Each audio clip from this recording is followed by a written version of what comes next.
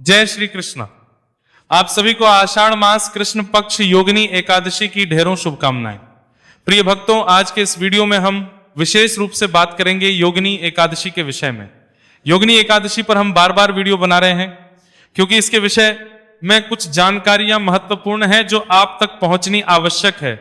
अगर समय से पहले वो आपको ना मिले तो आप पाप के भागी हो सकते हैं और हम नहीं चाहते कि कोई भी हरिभक्त पाप का भागीदार हो। आज के वीडियो का मूल विषय है कि आपका जो व्रत है इस एकादशी का, वो एकादशी में ना हो कि द्वादशी को किया जाएगा। एकादशी सूर्य के मुख से प्राप्त नहीं हो रही है, तो ऐसी स्थिति में क्या व्यवस्था की है शास्त्रों ने? पुराण क्या कहते हैं, शास्त्र क्या कहते हैं कि हमें ऐसी स्थिति जब उत्पन्न हो कि किसी भी दिन एकादशी सूर्य के मुख से ना हो तो व्रत किस दिन करना चाहिए, इसके नियम क्या है, विधि क्या है, कैसे पूजन करना चाहिए, कैसे इस व्रत को पूर्ण करना चाहिए और इसका पालन कब करना चाहिए। बड़े लोगों के मन में यह भी भ्रम है कि त्रयोदशी को पारण कर सकते हैं कि नहीं कर सकते हैं, इसका भी समाधान करेंगे। किसके विषय में पुराण क्या कहते हैं? भाई द्वादशी को करते हैं तो त्रयोदशी को पारण कैसे होगा, इसके शास्त्रीय नियम के विषय में भी आपको जानकारी देंगे। तो वीडियो बहुत महत्वपूर्ण है, पहले स्वयं सुनिए, जानकारी प्राप्त कीजिए। सहमत हैं और वीडियो अच्छा लगे तो आगे लोगों को फॉरवर्ड कीजिए जिससे कि वो पाप करने से बचें। क्योंकि एकादशी एक ऐसा व्रत है जो सर्वाधिक किया जाता है, अधिकतर लोग करते हैं, तो उनको पाप से बचाने का कार्य हमारा आपका सबका है। जिनको सूचना मिल जाए, सही सूचना मिल जाए, वो आगे भेजें जिससे कि सभी को सही जानकारी हो और प्रभु की भक्ति प्राप्त कर सके। आइए जानकारी आरंभ करते हैं। आपसे निवेदन है कि वीडियो यदि थोड़ा सा भी उपयोगी लगे तो एक बार लाइक अवश्य कीजिएगा, जितना हो सके शेयर कीजिए।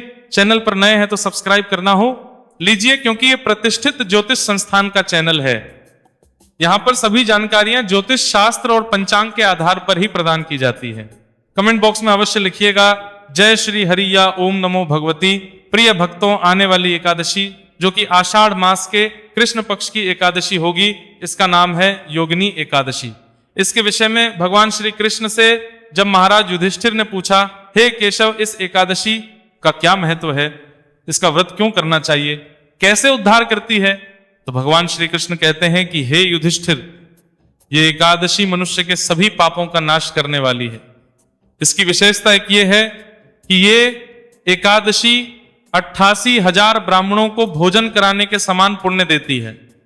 अर्थात आप 88,000 ब्राह्मणों को भोजन कराएंगे, उनको तृप्त करेंगे, तब जो पुण्य मिलेगा उतना पुण्य केवल इस एकादशी के व्रत करने मात्र से प्राप्त हो जाता है। यह एकादशी सभी बड़े बड़े रोगों का और पातकों का नाश कर देती है। जिस प्रकार से एक वृतांत सुनाते हैं, भगवान श्री कृष्ण एक गंधर्व का, जिसको कुबेर ने श्राप दे दिया, उसको कोढ़ फूट गया। इस एकादशी का व्रत करने के पुण्य प्रभाव से वो श्राप भी हुआ, कोढ़ जैसा महारोग भी दूर हुआ और वह पुनः अपनी भार्या के साथ सुखी दाम्पत्य जीवन व्यतीत करने लगा। तो मनुष्य को इस एकादशी का व्रत निश्चित रूप से करना चाहिए। प्रश्न उठता है जी कि ये एकादशी करनी कैसे चाहिए। मैं आपको, जो बड़ा विषय है हमारा कि व्रत किस दिन करना है, त्रयोदशी में पारण करेंगे या नहीं करेंगे, और द्वादशी को व्रत करें कि एकादशी को व्रत करें, उत्तम क्या है, पुराण क्या कहते हैं, इस विषय पे आऊं उससे पहले इस व्रत का नियम क्या है, विधि क्या है, ये बड़ी महत्वपूर्ण है, तो इसको पहले आपको बताना आवश्यक है। तो प्रिय भक्तों, जिस प्रकार से अन्य एकादशियां एक त्रिदिवसीय विधान के अनुसार होती है, मैं सदा आपसे कहता हूं कि एकादशी का व्रत एक दिन का व्रत नहीं होता, ये 3 दिन का अनुष्ठान होता है, त्रिदिवसीय विधान है। इसका जो दशमी तिथि से आरंभ होता है, एकादशी और द्वादशी, द्वादशी को पारण किया जाता है। इस प्रकार से द्वादशी के दिन 3 दिन में यह पूर्ण होता है। इसमें व्रत के एक दिन पहले के नियम होते हैं, व्रत वाले दिन के नियम होते हैं, और व्रत के अगले दिन पारण के दिन के नियम होते हैं। ऐसे ये पूरा अनुष्ठान पूर्ण होता है, तब आपको वह पुण्य फल प्राप्त होता है जो एकादशी का कहा गया होता है। इस एकादशी में व्रत के एक दिन पूर्व आपको कुछ नियमों का पालन करना है। जैसे कांसे के पात्र का त्याग कर देना है, प्रयोग नहीं होगा, शहद प्रयोग नहीं होगा, शहद वर्जित है। एकादशी के एक दिन पूर्व दशमी तिथि को मसूर की दाल नहीं खानी, उड़द की दाल नहीं खानी, चने का साग नहीं खाना, हरी पत्तेदार सब्जियां, नहीं खानी दशमी तिथि के दिन, ब्रह्मचर्य धारण कर लेना है। जब दशमी तिथि को आप स्नान आदि कर लेंगे, ब्रह्मचर्य धारण कीजिए। जो भी माताएं बहनें एकादशी का व्रत करने वाली हैं, ध्यान दें कि एकादशी के दिन किसी को भी बाल नहीं धोने चाहिए, और द्वादशी के दिन भी पुराणों में वर्जित कहा गया है। इसीलिए आपको अगर शुद्धि के लिए बाल धोने हैं तो दशमी तिथि को धो लीजिए। कई बार ऐसी अवस्था आ जाती है कि जी बार ऐसा है, इस बार में तो धो नहीं सकते, तो क्या करें इस बार का। उस अवस्था में आप जो बाल धोने के लिए जल भर रहे हैं ना, उस जल में थोड़ा सा कच्चा दूध मिला लीजिए और उससे बाल धो लीजिए। साबुन शैंपू का प्रयोग ना करें। शुद्धि के लिए बाल धोने हैं, इससे पूर्ण रूप से शुद्धता मानी गई है, शास्त्रीय नियम है। तो दशमी तिथि को नियमों का पालन करते हुए पूर्ण रूप से शुद्धता ग्रहण करें और ब्रह्मचर्य का पालन करें। एकादशी के दिन सूर्योदय से पहले उठ जाएं। सुबह में उठने के बाद स्नान आदि कीजिए, स्वच्छ वस्त्र धारण कीजिए। प्रेम प्रातः काल का जो एकादशी का स्नान होगा उसको कल्याणकारी बनाइए, क्योंकि ये बड़ा दिन होता है। इस दिन के स्नान की महिमा भी होती है, इस दिन के स्नान का पुण्य भी होता है, केवल व्रत का पुण्य नहीं होता। इसीलिए प्रातः काल जो आप स्नान कर रहे हैं वो गंगा जल युक्त जल से करें, और जो कहीं गंगा तीर्थ के आसपास है तो वो गंगा जी में स्नान करके करें। स्नान आपको सूर्योदय से पहले कर लेना चाहिए, और जो नदी किनारे स्नान करने वाले हैं तो आप सूर्योदय से 1.25 घंटा 1.5 घंटे बाद तक भी कर सकते हैं, क्योंकि ऐसा माना जाता है कि सूर्योदय से पहले देवताओं का वास है, और जो नदियां हैं पवित्र स्थल है, वहां पर सूर्योदय से लगभग 1.25 घंटे तक देवताओं का वास होता है।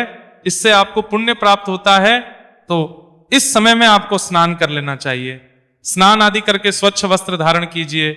भगवान सूर्यदेव को जल अवश्य दीजिए। सूर्य को जल देने के अतिरिक्त तुलसी माता की पूजा अवश्य कीजिए। एकादशी का दिन है, कभी रविवार ही एकादशी पड़े तो अलग बात है, उस पर नहीं की जाती। अन्यथा एकादशी के दिन तुलसी पूजन आपको करना चाहिए, सर्वथा उचित है। पर तुलसी पत्र नहीं तोड़ना चाहिए, तुलसी का पत्ता नहीं तोड़ना चाहिए। कुछ लोग यहाँ पे बार बार प्रश्न करते हैं, पंडित जी हमने सुना है एकादशी के दिन तुलसी माता का भी व्रत होता है, उनको जल नहीं देना है, ये अनुचित है, मनगढ़ंत बना दिया है लोगों ने, पुराणों में ऐसा कोई विवरण नहीं मिलता। लोग तो यहां तक ये भी कहते हैं कि रविवार के दिन तुलसी में जल नहीं देना चाहिए क्योंकि तुलसी माता का व्रत होता है। अरे भाई, ऐसा कुछ भी नहीं है, रविवार को जल नहीं देना चाहिए। उसका कारण भी यही है कि तुलसी पत्र तोड़ना अपराध है। तो जब हम जलादि देते हैं, तुलसी का पौधा कई बार हिल जाता है, हमसे पत्ते टूट जाते हैं, इसीलिए नियम बना दिया गया है कि रविवार को आप जल ना दें। पर गर्मी का समय है, अगर किसी की तुलसी सूख रही है तो आप जल दे सकते हैं, पर इसका ध्यान कि तुलसी पत्र आदि ना टूटे। तो एकादशी के दिन तुलसी पूजन कीजिए, तुलसी को जल आदि दीजिए, और उसके बाद आप एकादशी का संकल्प करते हुए व्रत पूजन करेंगे। यहां पे संकल्प कैसे करना है इसके विषय में जानकारी दूंगा, और व्रत पूजन कैसे करना है इसके विषय में संक्षिप्त में बताऊंगा, और फिर हम मूल विषय पर आएंगे कि व्रत कब करना है, द्वादशी में करें कि एकादशी में करें, और पारण त्रयोदशी में कर सकते हैं या नहीं कर सकते हैं, पारण कब होगा। तो प्रिय भक्तों, जो भी आपके घर में पूजा स्थल है जहां बैठ के आप पूजन करते हैं, अगर मंदिर में आपने भगवान विराजमान कर रखे हैं, भगवान नारायण की कोई तस्वीर प्रतिमा है, तो वहीं पे आप पूजन कर सकते हैं। कई बार मंदिर ऊपर लगा रखा होता है, दीवार में कहीं बना रखा होता है, तो वहां बैठ के पूजन करना संभव नहीं होता, तो एकादशी पे उत्तम है आप चौकी लगा के और फिर भगवान का पूजन करें आराम से बैठ के। आपके पास सामान के रूप में, सामग्री के रूप में एक चौकी होनी चाहिए, चौकी पे बिछाने के लिए पीला वस्त्र होना चाहिए। भगवान नारायण की कोई तस्वीर, प्रतिमा, चित्र जो आपके पास उपलब्ध हो वह लीजिए। पूजा सामग्री के रूप में रोली, मौली, पान, सुपारी, पान के 2 पत्ते की आवश्यकता होगी एकादशी के पूजन में, और एक पारण के दिन पूजन में 2 चाहिएंगी, दोनों दिन एक एक प्रयोग होंगी। इसके अलावा लौंग, इलायची 4-4 होनी चाहिए। 2 एक दिन 2 एक दिन धूप, दीप, इत्र, जनेऊ, भोग प्रसाद के रूप में आप फल अर्पित कर सकते हैं। फतू फल जो चल रहा है, या इसके अतिरिक्त आपको मिठाई अर्पित कर सकते हैं, मिश्री, बताशा जो आपके पास हो वो ले लीजिएगा। ये सारी सामग्री एकत्र कीजिए, सामग्री एकत्र करके आसन लगा के, और जो आपके यहाँ पूजा स्थल है वहां पे पूर्व दिशा की ओर या उत्तर दिशा की ओर मुख करके बैठ जाइए। एक लोटा लीजिए, का तांबे के लोटे को अच्छे से मांझ के पहले उसमें थोड़ा गंगा जल भरिए, फिर शुद्ध जल भरिए, और जो स्थान है जहां बैठ के पूजन करना है उस स्थान को शुद्ध करिए, और जो सामग्री आप लाए उसका भी पवित्रीकरण कीजिए, क्योंकि सामग्री आप तक पहुंचने से पहले बहुत लोगों ने छुई होगी, और भगवान को अर्पित करने से पहले उसे शुद्ध किया जाना चाहिए। आप जल छींटे दीजिए, हम मंत्र पढ़ते हैं और शुद्धकरण करते हैं। ओम अपवित्रः पवित्रो वा सर्वावस्था गतो पिवा यह स्मरित पुंडरीकाक्षम सबाह्याभ्यंतरः। शुचि है, इस प्रकार से जल छींटे दे के आपने स्थान को शुद्ध किया, सामग्री को पवित्र किया। चौकी बिछाइए, चौकी पे पीला वस्त्र बिछाइए। भगवान वासुदेव की जो भी तस्वीर या प्रतिमा आपके पास है, तस्वीर है, उसको स्थापित कीजिए। गणेश जी महाराज हैं तो आप विराजमान कीजिए, अन्यथा हम मानसिक रूप से भी उनका पूजन मंत्र के द्वारा कर लेंगे। भगवान को जो स्थापित किया है उनके सामने एक दीपक रखिए, घी का दिया रखेंगे सीधे हाथ की ओर और उसकी विपरीत दिशा में धूप को स्थापित कीजिए। इस भगवान की स्थापना करने के बाद लोटे में जो जल आपने भरा है उसमें से थोड़ा सा जल दूसरे पात्र में ले लीजिए, किसी गिलास, कटोरी या और कोई लोटा है दूसरा, तो उसमें ये आपकी अपनी आचमनी के लिए प्रयोग होगा। क्योंकि पूजा आरंभ करने से पहले पूजा कर्ता को अपने आप को शुद्धिकरण करके और पूजा के योग्य करना होता है, जो आपने अलग से जल लिया है। इसमें से 1 चम्मच जल हाथ पे लीजिए, हाथ धो लीजिए। हाथ धोने के बाद 1-1 चम्मच जल अपने सीधे हाथ पे लीजिएगा और 1-1 मंत्र पर पी लीजिएगा। 3 मंत्र पर 1-1 चम्मच करके 3 चम्मच जल पीना है। ओम माधवाय नमः जल लीजिए, पी जाइए। ओम केशवाय नमः जल लीजिए, पी जाइए। ओम नारायणाय नमः जल लीजिए, पी जाइए। ओम ऋषिकेशाय नमः हाथ धो लीजिए, अपने आप को मौली बांधिए, तिलक कीजिए। अब हम भगवान का व्रत पूजन आरंभ करेंगे। उसमें सबसे पहले संकल्प किया जाता है और धूप दीप को प्रज्वलित किया जाता है। तो धूप दीप को प्रज्वलित कीजिए। हम मंत्र पढ़ते हैं।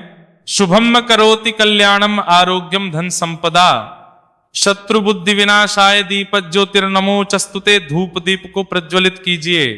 धूप दीप जलाने के बाद संकल्प करेंगे।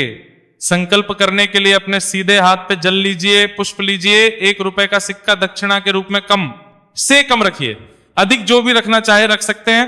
3 बार बोलिए ओम श्री विष्णु, ओम श्री विष्णु, ओम श्री विष्णु। अपना नाम, अपना गोत्र, जिस स्थान पर बैठकर संकल्प कर रहे हैं वहां का मकान नंबर, क्षेत्र का नाम, शहर का नाम, आषाढ़ मास से कृष्ण पक्षी एकादशी, पुण्यतिथि, आयु, आरोग्यता, एकादशी, और यह संकल्प भगवान के चरणों में अर्पित कर दीजिए।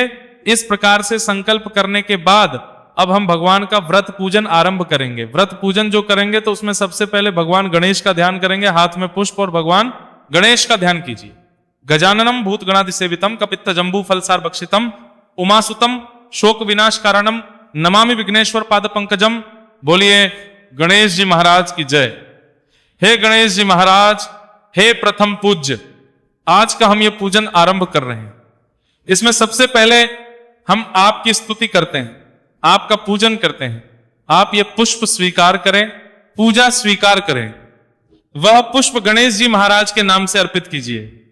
अब आप हाथ में पुष्प लीजिए, भगवान नारायण का ध्यान कीजिए। शांताकारम भुजगशयनम पद्मनाभम सुरेशम विश्वाधारम गगन सदृशम मेघवर्णम शुभागम लक्ष्मीकांतम कमलनयनम योगिभिर्ध्यान गम्यम वंदे विष्णुम भवभयहरम सर्वलोकैकनाथम। बोलिए विष्णु भगवान की जय। हे प्रभु, ये पुष्प हम आपको आसन के रूप में अर्पित कर रहे हैं, इन्हें आप स्वीकार करें और विराजमान हो। भगवान आपके यहां विराजमान हो गए। अब आप पाद्य, अर्घ्य और आचमनी कराइए। 1-1 चम्मच जल आचमनी के रूप में अर्पित कीजिए। फिर भगवान को स्नान कराइएगा। स्नान करा के वस्त्र अर्पित कीजिए। वस्त्र के रूप में मौली का 1 टुकड़ा तोड़ के अर्पित कीजिएगा। वस्त्र, उपवस्त्र, यज्ञोपवीत जनेऊ अर्पित करेंगे। जनेऊ को चढ़ाने से पहले रोली कुमकुम आदि से तिलक कर लीजिएगा। यज्ञोपवीत अर्पित कीजिए, इत्र अर्पित कीजिए, फूल पे लगा के भगवान को तिलक कीजिए, पुष्प अर्पित कीजिए, माला है माला पहनाइए, धूप दिखाइएगा, दीप दिखाइएगा। नैवेद्य के रूप में, भोग प्रसाद के रूप में जो कुछ आपके पास है वहां अर्पित कीजिएगा। फल है तो फल, मिठाई है तो मिठाई, मिश्री, बताशा, जो भी कुछ आपके पास है वह अर्पित कीजिए। आचमनी के रूप में पुनः 1 चम्मच जल भगवान को अर्पित कर दीजिए। पान का पत्ता लीजिए, उस पे 2 लौंग, 2 इलायची, 1 सुपारी रखिए और वह अर्पित कीजिए और हाथ जोड़ के भगवान को नमस्कार कीजिए। दक्षिणा अर्पित करना चाहें तो चढ़ा सकते हैं। पूजन करने के बाद कथा सुननी है, साथ में शस्त्र नाम सुनना है और फिर आरती करनी है। आरती करके नियम अनुसार दिन को व्यतीत कीजिए। नियम मैंने आपको पहले भी बताए हैं। चोरी चकारी से दूर रहना, व्याभिचारी लोगों से दूर रहना, अशुद्धता से दूर रहना, पवित्र रहना है। भगवान के चरणों में मन को लगाते हुए दिन को व्यतीत कीजिए। सायंकाल को कीर्तन करना है, झूठ आदि नहीं बोलना है, किसी के साथ वाद विवाद नहीं करना है। रात्रिकाल को जागरण करना है। जागरण में जो स्रोत पाठ सुने जाते हैं वो भी मैं अपलोड करूंगा, उसका भी लाभ लीजिएगा। और अगले दिन इस एकादशी का व्रत पारण किया जाएगा। अब पारण कैसे करना है, किस स्थिति में करना है और व्रत किस दिन करना है, कैसे करना है, इस विषय पर आते हैं। प्रिय भक्तों, इस बार जो बड़ी परेशानी है वो ये है कि आप सभी जानते हैं एकादशी का व्रत उस दिन किया जाता है जिस दिन एकादशी सूर्य के मुख से हो और उसमें द्वादशी आ जाए तो सर्वोत्तम है। अब इस बार परेशानी कुछ और है।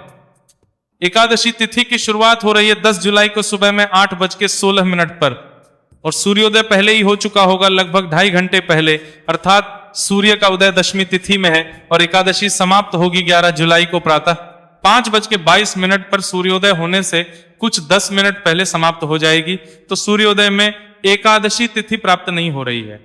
अब ऐसे में लोग हैं वो 10 तारीख को व्रत करने की सोच रहे हैं क्योंकि उनको लगता है पूरा दिन एकादशी रहेगी। देखिए यहां पर शास्त्रीय नियमों को समझना आवश्यक है। कुछ लोग स्मार्ता और वैष्णव के बीच में फंसे हुए हैं कि स्मार्ता व्रत इस दिन है, गृहस्थ जीवन कुछ दिन करना चाहिए, अन्य लोगों को, ऋषि मुनियों को इस दिन करना चाहिए। देखिए प्रिय भक्तों, मेरा मानना है कि पुराणों में जो नियम लिखे हैं हमें उनको देखना चाहिए, सब छोड़ दीजिए। और मैं कभी ऐसे नहीं कहता कि आपकी इच्छा है इस दिन कर लो, आपकी इच्छा है इस दिन कर लो। मैं आपको जो शास्त्रों का निर्देश होता है वो बताता हूं, मानना ना मानना आपकी इच्छा है, पर मैं गोल गोल बात नहीं करूंगा। शास्त्र क्या कहते हैं इस विषय पर मैंने पहले भी एक वीडियो बनाया था। करीब 5 से 6 पुराण हैं जिनमें इस एकादशी के विषय में वर्णन आता है, वहां से मैं जानकारी लाया था। सभी क्या कहते हैं कि हमें एकादशी का व्रत कब करना चाहिए। मैं भविष्य पुराण की बात करूंगा, विष्णु पुराण की बात करूंगा, नारद पुराण की बात करूंगा, अग्नि पुराण की बात करूंगा और गौरी शंकर संवाद की बात करूंगा। इन सभी ग्रंथों में, पुराणों में एक निर्देश है जो बड़ा कॉमन है और वो कहते हैं कि मनुष्य को दशमी, वेधा, एकादशी कभी भी नहीं करनी चाहिए। अर्थात जिस दिन सूर्य का उदय दशमी तिथि में हो और बाद में एकादशी आ रही हो तो उस एकादशी को भूल के भी नहीं करना चाहिए। भविष्य पुराण तो यहां तक लिखता है कि सूर्योदय से अगर 1 घंटे 34 मिनट पहले भी दशमी तिथि रही हो तो उसे भी दशमी वेदा मान के उस दिन भी व्रत ना करें।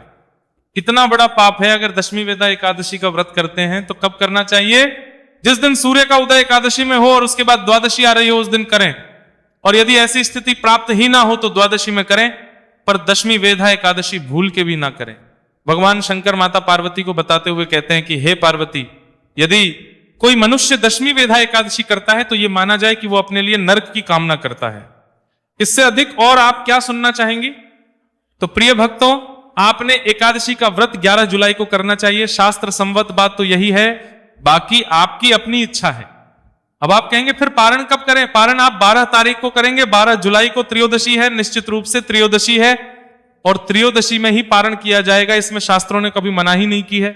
शास्त्र कहते हैं कि यदि कभी भी ऐसी स्थिति उत्पन्न होती है कि द्वादशी को आप व्रत करते हैं, एकादशी का तो त्रयोदशी में पारण किया जाता है, यह शास्त्र संवत है, इसमें ना कोई दोष है, यह सर्वथा उचित है। तो इसीलिए आप 12 तारीख को पारण करेंगे सूर्योदय से 5:35 से और 7:50 तक आप पारण करें, उत्तम है। और कुछ पूछना चाहे, कहना चाहे, कमेंट बॉक्स में लिख के पूछ लीजिएगा। प्रिय भक्तों, जितना हो सके वीडियो को आगे शेयर करें क्योंकि इस बार इसकी आवश्यकता बहुत अधिक है। इसका बड़ा कारण क्या है कि अधिकतर लोग गूगल से देखते हैं। अब गूगल जो है न्यूज़पेपर और पता नहीं किस किस को उठाते हैं, वहां क्या है, जर्नलिस्ट डालते हैं, उनको वेदों की जानकारी होती नहीं, तो वहां पे अधिकतर लोग दशमी तिथि युक्ता एकादशी का ही व्रत लिख रहे हैं। अनुचित है। अगर पुराण पढ़ेंगे, शास्त्र पढ़ेंगे तो वो पाप उत्पन्न करने वाला है। आज की इस जानकारी में इतना ही। इसके अतिरिक्त आने वाली जो अमावस्या है वो बड़ी महत्वपूर्ण है, उसका ध्यान रखिएगा। इसके बाद जो पूर्णिमा आएगी वो भी बड़ी महत्वपूर्ण है। योग बड़े उत्तम बन नहीं रहे हैं। उससे पहले कर्क की संक्रांति आ रही है, 16 तारीख को संक्रांति है, महापुण्य देने वाली है। इसके विषय में जानकारी अपलोड की है, उसका लाभ लीजिएगा। भगवान सब पर कृपा करें। हरे कृष्ण।